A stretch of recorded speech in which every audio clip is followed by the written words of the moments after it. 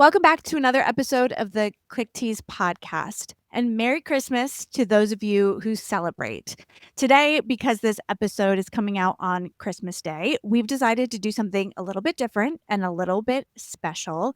Michelle and I will be watching some popular Christmas holiday commercials and talking about what those ads did really well and how they resonated with our audiences. And I'm so excited to just break down these holiday ads with you all today. I'm Michelle Polani Houston, founder of To Be Honest Beverage Company, non-alcoholic functional spirit brand, as well as a business mentor and marketing consultant. Thank you so much for joining us. And I didn't introduce myself. I know. I figured I'd go right into it. And went you right into it. Totally works. I'm Joanna Newton, co-founder of Millennial Marketer. I help people create digital products and sell them online. So I'm so excited to chat. I want to bring up the first commercial on our list to talk about, and it's from M&M's. So we're going to watch it, and then we are going to break it down. So you think Santa will like these red and green M&Ms? I don't know. I never met the guy. He does exist. They do exist. Santa? So cute. I love the M&Ms. I think whoever does their marketing, I mean, I haven't seen as much recently, even though of course they're still active. But when the character M&Ms were very big, very popular in all of the commercials, I absolutely loved that take for the brand. Yeah. Well, it's that like personification, right? Like we talk a lot about the importance of a personal brand and all of the founder-led sort of marketing that people are really getting into. Well, for some larger brands, that can be very challenging or really not make sense for, right? So they take M&Ms and they turn them into people and characters that you can follow and interact with, and it makes it so much more entertaining and engaging. Yeah, and when you think about it, I think the consistency of those characters is like it's not a new M&M every single time, right? You have your shorter red M&M, you have your slightly taller and thinner yellow M&M, and then you've got the lady green M&M, and they all have distinct voices, personalities, and types. And you kind of think it makes me actually think of, the Lion King with Timon and Pumbaa, that kind of like classic duo where they play off of each other. People get invested in characters and personalities. It's why we watch television shows. It's why we're committed to like books, series that span multiple storylines and larger than life experiences, but we're invested in the characters. And I think for a business and brand to be able to create and personify characters that people can relate to, they can empathize with, they can enjoy and be invested in, is really powerful when it comes to commercials, advertising, and marketing as a whole. Yeah. And there's a couple of things I really like, particularly about this commercial. One is there is like this sense of anticipation as you're watching the story because you don't know what's going to happen, right? You see these characters interacting, you don't know what's going to happen. And that like punchline is at the very, very end, because it's that idea of you want people to watch to the very end. So you're not giving it all away in the beginning. And the sort of punchline at the end of, oh, he does exist, right? Like they're realizing like Santa is real, to they do exist, like Santa realizing they're real, is just like a funny, silly way for these imaginary characters, right, to interact with each other. I think it's super cute, like super nostalgic. And that punchline being at the end keeps your attention all the way through the end of the commercial. Yeah, there's like some sneaking at the beginning. It's got the themes of Christmas. It's got Santa. It's setting the stage. You're already talking about M&Ms from the beginning. They've integrated it very well. And the beautiful thing is it's 15 seconds. Like, as an expert, as a coach, as a creator, a lot of times you're like, well, how can I not talk for 90 minutes because I care so much about this? How can you condense small, intimate, concise, single topic things into 15 seconds, 30 seconds, 20 seconds, 90 seconds? Like there can be a lot conveyed in a very short period of time if you're intentional and thoughtful about it, and simple. Like you don't have to be over the top. Like this is a really simple commercial. There's only one location. It's not bouncing around to a bunch of different scenes. You've got the animated characters. You've only got one in-person actor, Santa himself. And it's just not overly complex. And the simplicity of it is a really beautiful, wonderful thing. And it still keeps people intrigued, interested. There's humor. And it can be powerful even though it's short. Yeah, and what's really interesting to me too is there's really not a sales pitch in this ad. It's not like buy this, go here, it's 50% off. We're really just playing on like emotion and triggers in this ad, right? So the ad is happening Christmas Eve night. Santa's bringing out the gifts. As people are watching that, we've talked about triggers being important on this podcast before, and you want to start to associate your brand and your products with things that happen in people's lives that have nothing to do with you, right? So think about parents who have children. They have to prepare things for Christmas Eve night. You center that ad on Christmas Eve, show Santa and the M&Ms acting together. You don't even have to say go buy M&Ms, but that puts it in the back of your mind as you're preparing, as you're planning for Christmas Eve, as you're planning for Christmas Day. Like, what can I get that will be festive and add to the celebration? Oh, I'm going to get M&Ms. And you don't even like know that that's what's happening necessarily, but that's I think what they did with this ad by centering it around this moment, this Christmas Eve moment of Santa coming and bringing presents is the like emotional trigger that they're connecting their product to. Yeah, it's almost subliminal. You have the visual cue of the M&M characters, so you're visually seeing M&Ms in action as far as the personification of the brand. You've got M&Ms in the bowl, and then they say M&Ms. Like, you think Santa's gonna like these M&Ms? It's just it's through the storyline, it's through the commercial, but it's never so on the nose that would be, like you said, go buy this, go do this. It's just integrated. And that's exactly how you want to approach it, is that this is already a part of people's lives. And we're just building that narrative and continuing. Yeah. Any final thoughts? We're ready to jump into the next. Yeah, that sounds good. All right. So the next one is Quicksilver from Capital One. So it's a credit card commercial, and it's the most current one in 2025 of quote unquote greased sleigh ride featuring John Travolta. So let's get into it. Ho, ho, ho, ho. Well, this sleigh could be Frostomatic, Tinselmatic, 1.5% cash back-o-matic. It's Greased Lightning. Greased Lightning! Go Greased Lightning, you're burning up the quarter mile. Greased Lightning, go Greased Lightning. Go Greased Lightning, you're coasting through the heat lap trials. Greased Lightning, go Greased Lightning. You are supreme, the Greased Lightning. Go Greased Lightning, you're burning up the quarter mile. Greased Lightning, go Greased Lightning. Go Greased Lightning, you're coasting through the heat lap trials. Greased Lightning, go Greased Lightning. You are supreme, Greased Lightning.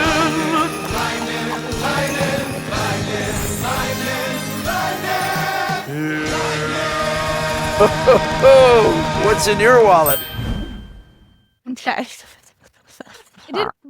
I didn't watch I didn't watch either of the commercials you sent me before. I have never seen that before.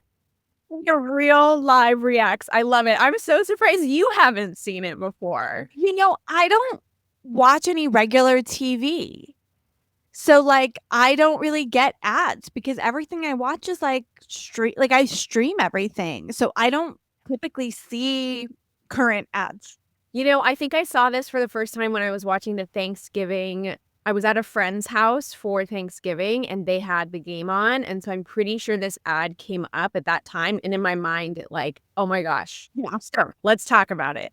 Of course. Okay, so we have celebrity. We've got John Travolta, who technically has like a slightly older career, but is so well known. He's still a hugely recognizable face. Now, I chose this one, even though there are other John Travolta ads. So Capital One and Quicksilver, they've been using John Travolta as a face and celebrity backed name And he's done the Santa bit before where he's dressed as Santa in order to promote their product. He's done like shopping and stuff like this. But this is, I believe it's a new release this year only to do the Grease Lightning callback, which for most people, Grease is definitely one of those things that people know about. Even if you don't necessarily like the movie or are a big musical fan, it's such a nostalgic, like well-known cult classic type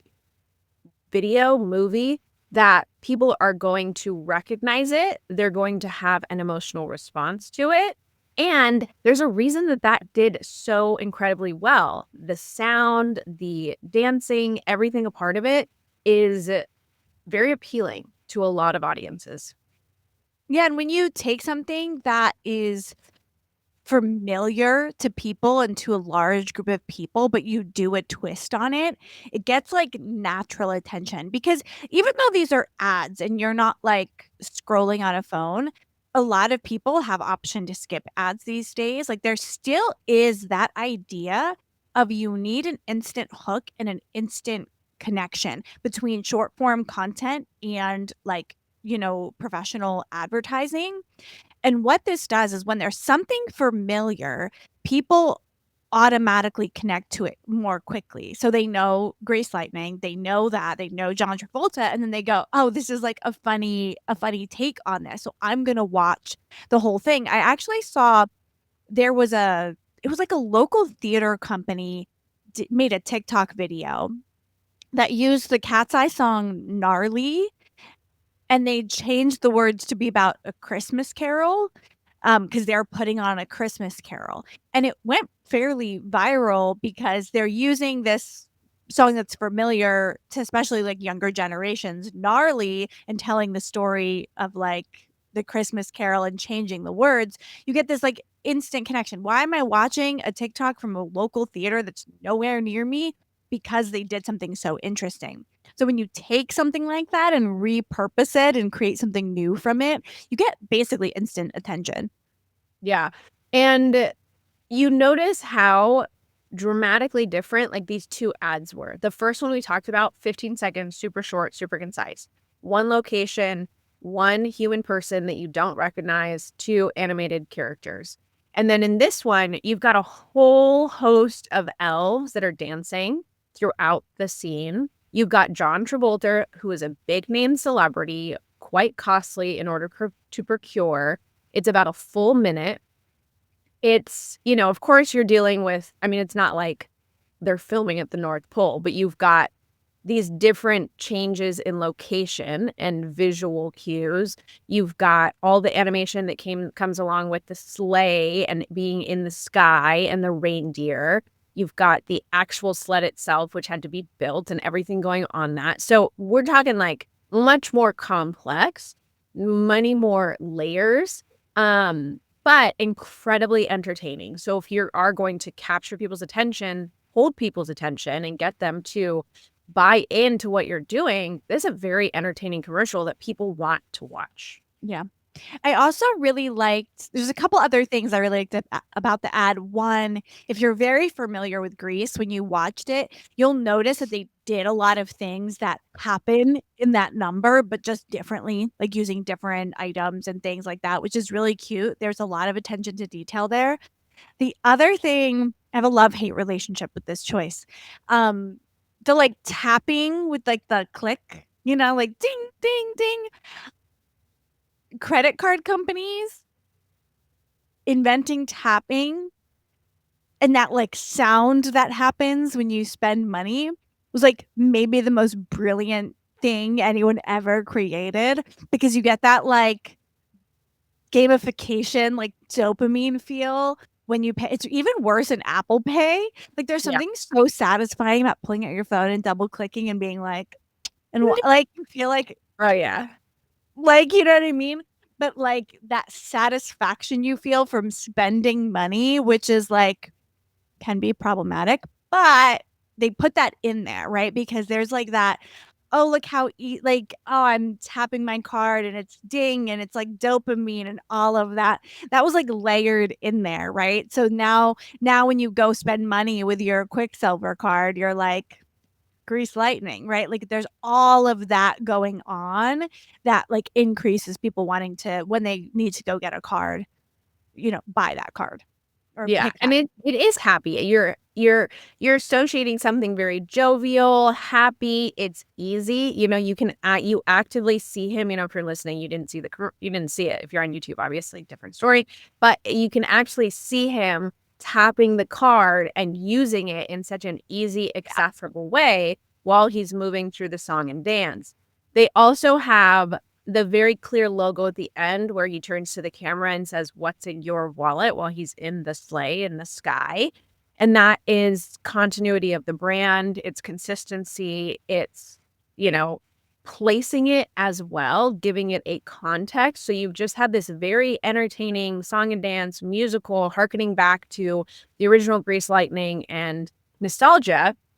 You've got Christmas, you've got the sleigh, you've got the elves helping, which you're not necessarily going to associate with credit cards and spending money.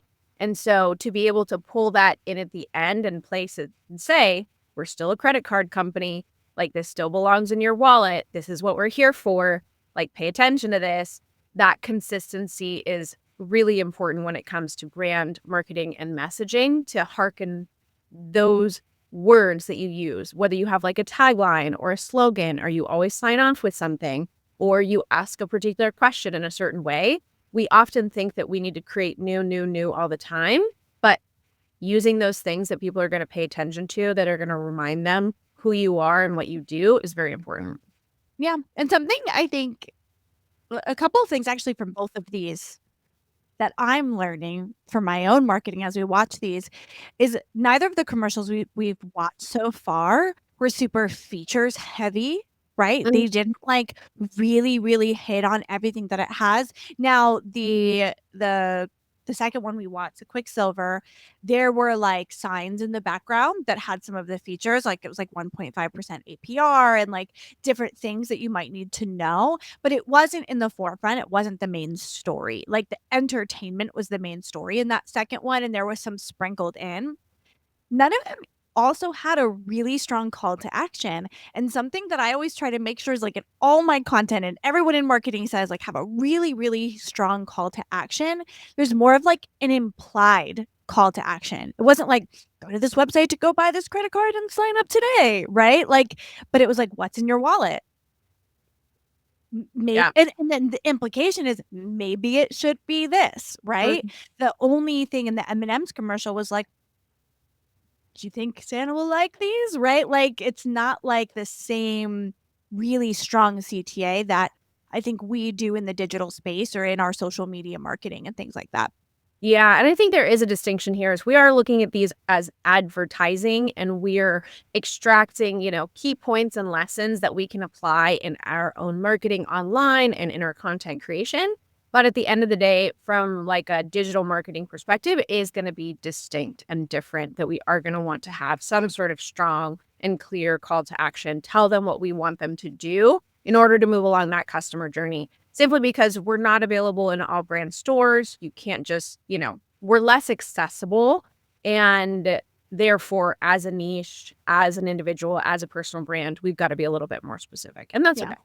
Yeah. But I think finding ways, like the lesson I'm thinking about for myself is like finding ways to make those CTAs and the things that I want people to do to be more conversational, more implied, more how I would say it if I was, talking to a friend. So being like, leave a comment in the links below and do this. Like maybe just saying like, hey, what do you think? People are savvy, right? Yeah. They know to go to the comments. So like thinking through how can you be more conversational, more natural to get people to the next step and less systematic in a way.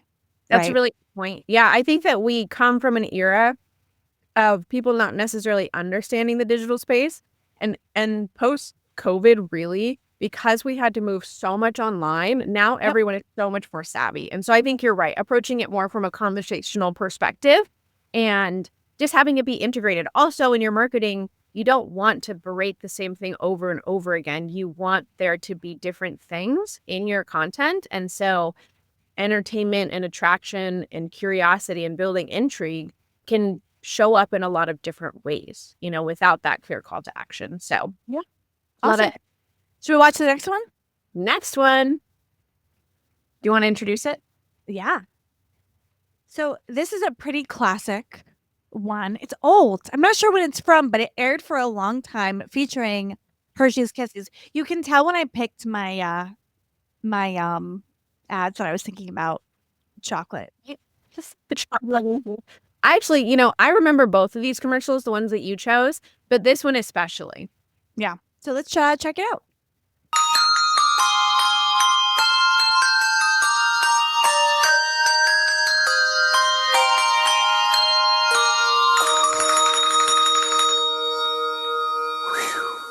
So cute. So cute.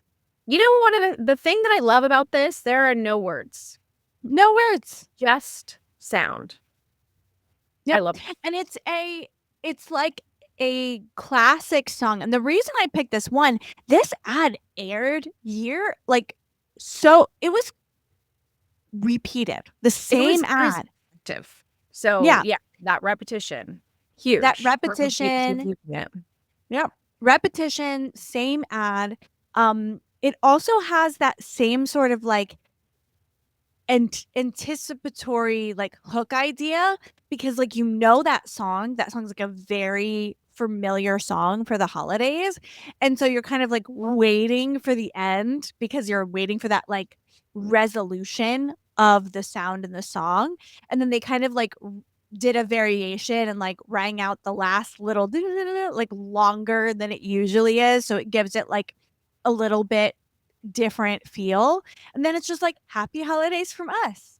So again, we're looking at familiarity. We're working at making sure people associate Hershey's Kisses with the holidays so they buy them. And how many holiday parties have you gone to where there's a bowl of Hershey Kisses Totally. on a table, right? Mhm. It's like a very common thing that's packaged at that time of year. And I think it's because of that consistent marketing and advertising that's super simple but super effective. Also, I gotta say that little bit at the end, like you're also seeing personification or anthropomorphism, if you want to consider it that way, is that we're taking chocolate or Hershey Kisses and turning them into individuals, because there's a conductor at the front. The general other parts of the sound and the Hershey Kisses that are going up and making the noise are pretty benign. But then once you get to the last one, after he goes ding, ding, ding, ding, he wipes his brow with his little Hershey Kiss flag and is like, whew, like that was work. So we're personifying, we're anthropomorphizing these little Hershey Kisses. And then we eat them. Brilliant. And it's so simple, but so brilliant. And if for those of you who are watching and not just listening, you've probably seen that ad and remember that ad from like your childhood, your nostalgia. Now, again, I don't see a lot of new commercials, but like they could totally pick up that theme again and do something similar. And all of us, millennial and older people would be like, oh my gosh, yeah, like I remember that. Gotta go get a bag of Hershey Kisses to stuff some in my kid's stocking, right? And just like keep that, tradition going. Yeah, they're keeping themselves top of mind. They're playing into, again, what we know, what we recognize. They're feeding into emotion, relatability. They are just giving themselves, positive. They're shedding themselves in a positive light. And this is such a simple, low-cost, 15-second commercial that makes such an impact. Again, so often we have that challenge of, oh, I've got to get top state-of-the-art equipment, and I've got to spend all this money doing this, and then I need to take all this time doing this, and then I need to put all this time and effort and energy into filming here and getting myself ready in this way and doing these things and being over the top. And if that's your brand, and if you care about those things and you actually love it, great, cool, keep it going. But if you want to be simple, if you want to tone it down. If you have a more direct approach, do it that way as well. Like, we don't have to format to anyone else's particular style. The Capital One Quicksilver one, super over the top. This Hershey Kiss one, very, very minimalistic. So it's like, you do what works for you and works for your brand as well. Yeah. Awesome. Do you want to? Yeah, let's introduce the next one. Okay. So speaking of familiarity and regularity and consistency. So this is also our 2025 version. It's Coca-Cola and holidays are coming. Okay. So let's watch.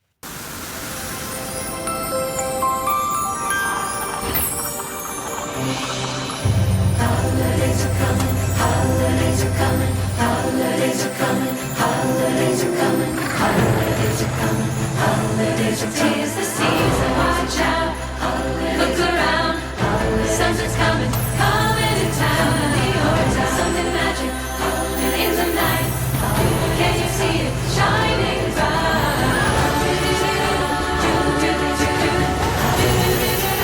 Always Coca-Cola.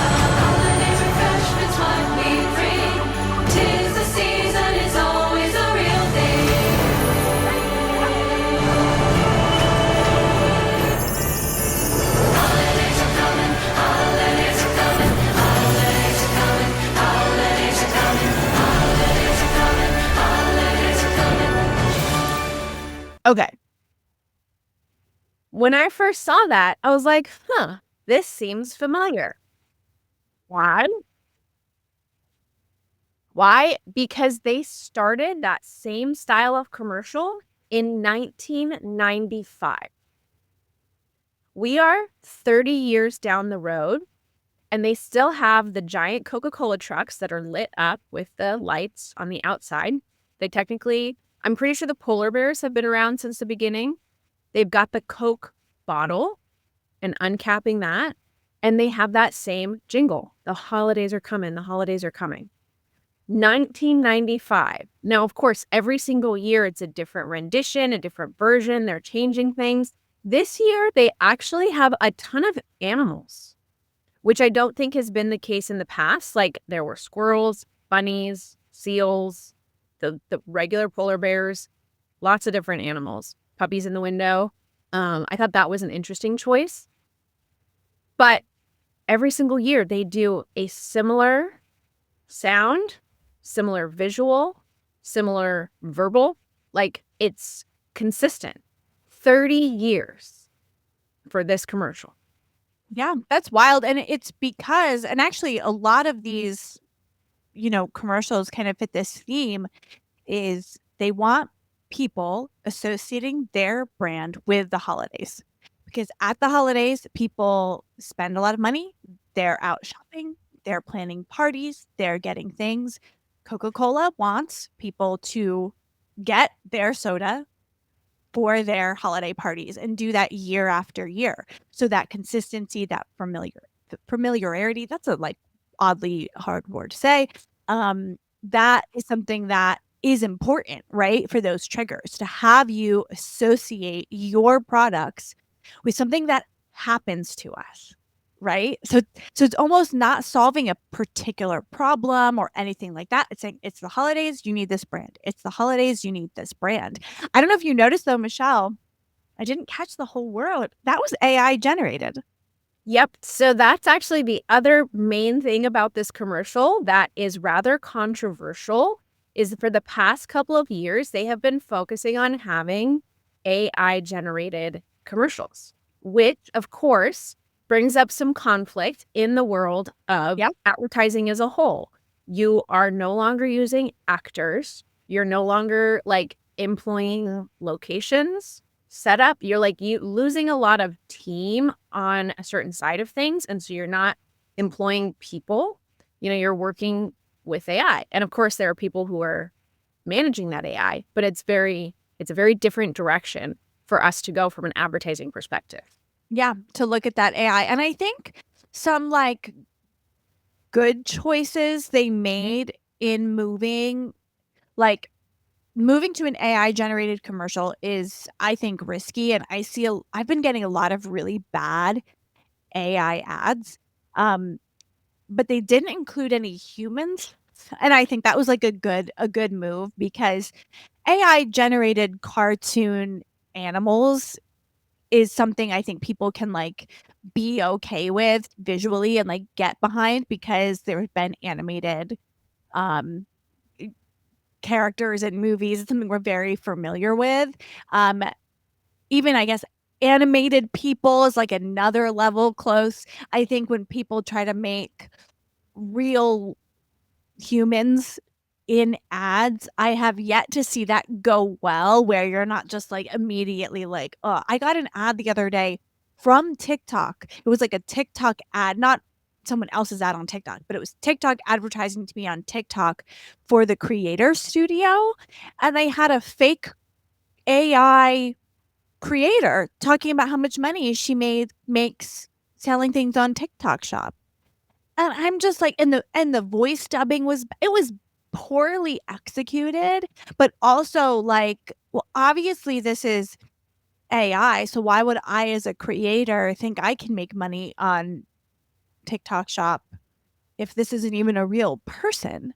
Like, it was a very bizarre choice, but I think this was like a forget about the ethics, but from like a visual standpoint, works, right? It didn't really look like AI slop, as people can say. I think they executed it well, but it does raise the question of all of these jobs, all of the animators, like how that can be a problem for creatives, as well as like the environmental concerns with like over AI usage and all of that. But that's a conversation for not our holiday episode.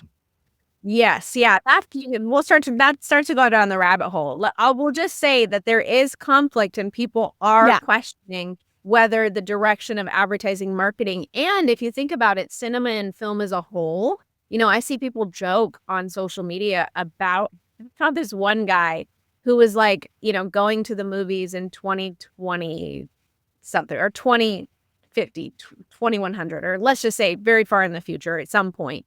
I forget when they were saying. But he is like, do you want to go to the AI generated film for $1.50, or do you want to go to the human film for $50? And they're like, what? What are you talking about? And I was like, well, it's really expensive to like hire people and have a whole crew and go around the world and film in locations. But if we can just do it with AI, then it's super cheap and super easy. And so I think we are heading in that direction of asking these deeper questions of how much is AI going to completely change our cinema, our advertising, our marketing, anything visual at this point between art and billboards and video and like all of this content. It is a deeper level question. Yeah. I think for the ad itself, back to some of like the highlights and pros, right? You've got the lit up trucks, which you're seeing consistently year over year. Coca-Cola has such a well-known brand, and that's because they repeat it everywhere all the freaking time. So that Coca-Cola logo, the actual written part of it, the red associated with. So you have color, you've got the visual logo, you're seeing it consistently, it's imprinting in your mind, you're going to remember it, it's going to be a part of your life in such a huge way. You've got the polar bears, which again has been pretty consistent for a very long time. You've got that association with winter, that little bit of animal piece. I think they probably overdid the animals in this particular campaign. It was like a lot. Like it was a lot. And maybe they were emphasizing the animals again because they were trying to avoid humans. They pretty much just had like Santa's hand in the very beginning stages.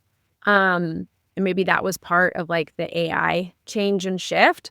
But the sound, again, jingle, same. Trucks, same. Polar bears, same. Popping that bottle. And yeah, I think just visually always leaning into what people recognize, what they can relate to, creating familiarity or awareness of the same things, similar patterns, that type of repetition. If anything, that's like the biggest takeaway is that when we look at brands over the years, over the decades at this point, when you see them using consistent themes over and over and over, like you have to learn for yourself that it's okay for you to repeat yourself. It's okay to say the same things in a slightly different way. It's okay to say the exact same things. Have a slogan, have a look, have something that people can attach to and lean into with your brand. And that's my closing argument. Super, super important. And one thing that's really interesting too about Coca-Cola is they essentially created the version of Santa that is popularized today. So like the kind of look of the classic bearded, red suited Santa, they moved to that in one of their advertising, and my doggy joined me for a second. I don't think you can see her, but they kind of created that look. And so leaning into that and leaning into that nostalgia is important. And these big advertisers, it's just like give and take, because these big advertisers, they affect our culture and what we're nostalgic for, but then they also highlight our culture and what's nostalgic for. So there's this like conversation, I think, happening in a lot of these holiday ads that are bringing together messaging and imagery that big businesses are pushing, but they're also pulling from what is happening. And it's like this interesting like cultural point to look at and understand. And essentially that's what we have to do in our marketing all year round, right? When we create content or we create promotional materials, we're affecting the way people see whatever it is we do, but we also have to draw from what's real and familiar together to create the content and the creatives that are going to connect with people. Yeah, it's kind of a cyclical thing, right? We've talked about social listening before and paying attention. What are people paying attention to? What is culturally relevant? What is important for your niche, your expertise, and how can you relate it to what's happening so that people are paying attention, so that people actually care? You know, I used to kind of saying, and I've had this conversation with a client yesterday. We were reviewing her social media and her marketing, her content creation, her customer journey and website. And I used to kind of have the same feeling of like, well, if they care about it, then they'll listen. I can put it out in whatever format that makes sense to me, and whoever needs to hear it is going to hear it. But that's just definitely not the case. Like, we have to put our marketing hat on, we have to put our sales hat on, and we have to approach things with the understanding that whoever's watching doesn't care about us, doesn't know who we are. Could you imagine if Coca-Cola put out a commercial and didn't ever have red or logo? You'd be like, what is that lame, fizzy beverage? You have to remember that you always have to reinstate and reinforce who you are, what you do, who you help, how you help them, like consistently over and over and over and over again. And you get tired of it, but they're not going to get tired of it. It's still, they need that association. They need that repetition. So we have to curate our content or marketing in a way that appeals to the person who's consuming it. It's not for us, it's for them. It's for our listener. Yep. Well, thank you so much for listening in on this very special holiday edition of Quick Tease. I hope you enjoyed some of the holiday commercials that we shared. If you have a favorite ad, feel free to put it in the comments. We'd be happy to read it, watch it, and react and tell you our thoughts. If you enjoyed this episode, please subscribe, share it with a friend, and we will see you next time.